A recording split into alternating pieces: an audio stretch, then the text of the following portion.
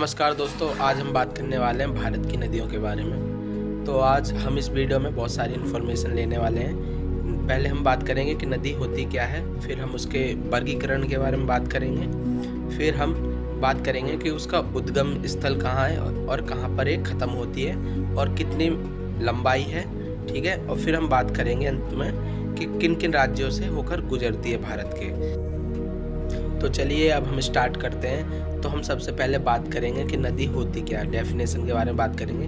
तो देखिए, नदी एक पानी की धारा होती है, बहती हुई धारा जो समुद्र, झील या अन्य नदियों की ओर जाकर उनमें मिल जाती है। खास तौर पर हम देखते हैं कि जो आमतौर पर जो नदियाँ होती है वो ताज़े पानी की होती है ना, उनमें जो पीने वाला पानी होता है बिल्कुल साफ़ पानी, ताज़ा होता है। बहुत कम ही ऐसी नदियाँ होती हैं जिनमें खारा पानी भी होता है, ठीक है। तो स्टार्टिंग में क्या होती है, जो नदियाँ होती है छोटी धाराओं से स्टार्ट होती है, फिर आगे जाकर इनकी जो लेंथ है और जो चौड़ाई है दोनों इंक्रीज हो जाती है और फिर ये नदियाँ बहुत बड़ी बड़ी नदियों में चेंज हो जाती हैं। तो देखिए, जो भारत की नदियाँ हैं उनको 4 समूह में वर्गीकृत किया जा सकता है, ठीक है। पहली जो दे रखी है, इसमें पहला वर्गीकरण दे रखा है हिमालय की नदियाँ, वह नदियाँ जो हिमालय से स्टार्ट होती है। दूसरी प्रायद्वीपीय नदियाँ जो पठार या ऐसे मैदान वाले इलाकों से स्टार्ट होती है। तीसरा टाइप दे रखा है इसमें तटवर्ती नदियाँ, जो जैसे कोई तट वगैरह से स्टार्ट होती है बहनी, ठीक है। चौथी दे रखा है इसमें अंतस्थलीय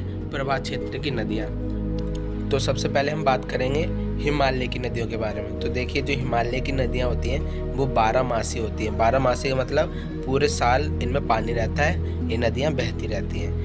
इनका जो सोर्स है पानी का वो क्या होता है, सिंपल सी बात है कि हिमालय पे जो बर्फ़ होती है वो पिघलती रहती है गर्मी के कारण, और जो पानी उससे निकलता है वही पूरे वर्ष भर उनमें प्रभाव के तौर पर बहता रहता है, ठीक है। मानसून के महीने में क्या होता है, हिमालय में भारी वर्षा होती है, जिससे क्या होती है नदियों में बाढ़ आ जाती है। कभी कभी बहुत ज़्यादा उनमें पानी की मात्रा होती है जो बढ़ जाती है, तो जिन जिन इलाकों से होकर वो नदियाँ गुजरती हैं वहाँ पर बाढ़ आ जाती है। दूसरी तरफ जो प्रायद्वीपीय नदियाँ होती हैं वो क्या होता है, ज़रूरी नहीं है उनमें पूरे वर्ष भर क्या हो पानी बहता रहे, वो ज़्यादातर वो किस पर डिपेंड होती है, वर्षा पर डिपेंड होती है। अगर बारिश होती है तो जो पानी है उनमें बहता रहेगा, अगर नहीं है तो बारिश अगर नहीं होती है तो पानी नहीं बहेगा।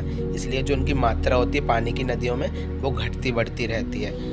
तटीय नदियां हैं, विशेषकर जो पश्चिमी घाट की, वो कम लंबी होती है, मतलब उनकी जो लंबाई है वो कम है और इनका जो जल संग्रहण जो क्षेत्र है वो भी कम है, मतलब सीमित है, ज़्यादा बड़ी नदियां नहीं है ना। इनमें जो क्या होता है, अधिकतर एकाएक पानी भरा जाता है, मतलब कहीं कहीं इसमें पानी रहता है और पूरी नदियों में पानी नहीं रहता, ठीक है।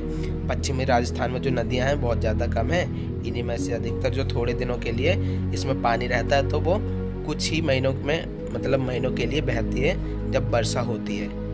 अब हम बात करेंगे कि जो ये नदियां हैं कौन कौन सी ऐसी प्रमुख नदियां जो भारत से मतलब होकर गुजरती हैं या भारत में ही उनका उद्गम होता है, ठीक है। तो हम उसमें नदी के नाम पढ़ेंगे, फिर उसके बारे उसकी जो लंबाई है उसके बारे में जानेंगे, उसका उद्गम स्थल और अंतिम स्थल क्या है उसका, उसके बारे में जानेंगे। तो देखिए, पहले जो नदी है वो है सिंधु नदी।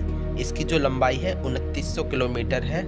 इसका जो उद्गम स्थल है वो तिब्बत के जो मानसरोवर है जो कि चीन में है ना, उसके निकट सीन का बाव एक जगह है, वहाँ से इसका उद्गम स्थल है। और कहाँ पर जाके मिलती है, कराची के दक्षिण में अरब सागर में जाकर गिरती है। दूसरी नदी है जो है वो है ब्रह्मपुत्र। इसकी लंबाई भी कितनी है, 2900 किलोमीटर। इसकी टोटल लंबाई नहीं है जो सिंधु नदी और जो ब्रह्मपुत्र नदी। भारत में इसकी कितनी लंबाई है, हम वो बात करेंगे, भारत में कितनी दूरी तक के अपना स्थान जो है वो कवर करती है, उसके बारे में बात कर रहे हैं। देखिए, जो इसका उद्गम स्थल है वह तिब्बत के पुरंग जिले में स्थित जो मानसरोवर झील है वहाँ से इसका उद्गम स्थल होता है और बंगाल की खाड़ी में जाकर गिरती है, ठीक है। जो हमारा जो बांग्लादेश है वहाँ से होते हुए वहाँ पे नीचे बंगाल की खाड़ी में गिर जाती है। तीसरी नदी है गंगा नदी। इसकी जो लंबाई है वो 2525 किलोमीटर है ना। ये हिमालय के जो गोमुख नामक जो स्थान है गंगोत्री, वहाँ से इसका उद्गम स्थल होता है और बंगाल की खाड़ी में जाकर मिल जाती है। देखिए, चौथी नदी जो है वो है गोदावरी। इसकी लंबाई है 1450 किलोमीटर। इसका जो उद्गम स्थल है वो महाराष्ट्र के जो नासिक है उसके पास में त्रिकम्बेश्वर एक जगह है, वहाँ से इसका उद्गम स्थल स्टार्ट होता है और बंगाल की खाड़ी में जाकर गिरती है। ठीक है। 5वीं नदी है नर्मदा। इसकी लंबाई है 1290 किलोमीटर। ये मध्य प्रदेश के शहडोल जिले में इसका क्या होता है, उद्गम होता। अमरकटक नाम की जगह है वहाँ पर, और ये भी जो बहती हुई कहाँ जाती है, खम्मत की खाड़ी में गिर जाती है। ठीक है। और जो छठी है वो है कृष्णा नदी। इसकी लंबाई भी 1290 किलोमीटर की है। महाराष्ट्र के महाबलेश्वर जगह में पश्चिमी घाट जो श्रृंखला है वहाँ पे इसका उद्गम होता है और बंगाल की खाड़ी में जाकर गिर जाती है। जो 7वीं नदी है वो है महानदी। ठीक है। इसकी जो लंबाई है ये है 890 किलोमीटर। रायपुर के समीप धमतारी जिले में जो स्थित है सिहाना नामक जो पर्वत श्रेणी है वहाँ पर इसका क्या होता है, इसकी उत्पत्ति होती है और बंगाल की खाड़ी में जाकर ये भी गिर जाती है। अब हम बात करेंगे कि किन किन राज्यों से होकर ये जो नदियाँ हैं वो गिरती हैं। तो देखिए नदी के बारे में पहले हम बात करेंगे, फिर राज्य के बारे में। जो पहली नदी दे रखी है वो है सिंधु नदी। ये लद्दाख जो हमारा केंद्र शासित प्रदेश है उधर से होकर गुजरती है। दूसरी है ब्रह्मपुत्र नदी, यह अरुणाचल प्रदेश और असम से होकर गुजरती है। तीसरी गंगा नदी उत्तराखंड, उत्तर प्रदेश, बिहार, झारखंड और पश्चिम बंगाल से होकर जो है वो गुजरती है। चौथी है गोदावरी। यह भारत के जो राज्य है महाराष्ट्र, छत्तीसगढ़, उड़ीसा, तेलंगाना और आंध्र प्रदेश से होकर बहती है। 5वीं है नर्मदा नदी। यह महाराष्ट्र, मध्य प्रदेश और गुजरात से होकर बहती है। 6ठी है कृष्णा नदी। यह महाराष्ट्र, कर्नाटक, आंध्र प्रदेश और तेलंगाना से होकर बहती है। 7वीं है महानदी। यह छत्तीसगढ़ और उड़ीसा से होकर बहती है। 8वीं है कावेरी। यह कर्नाटक और तमिलनाडु से होकर बहती है।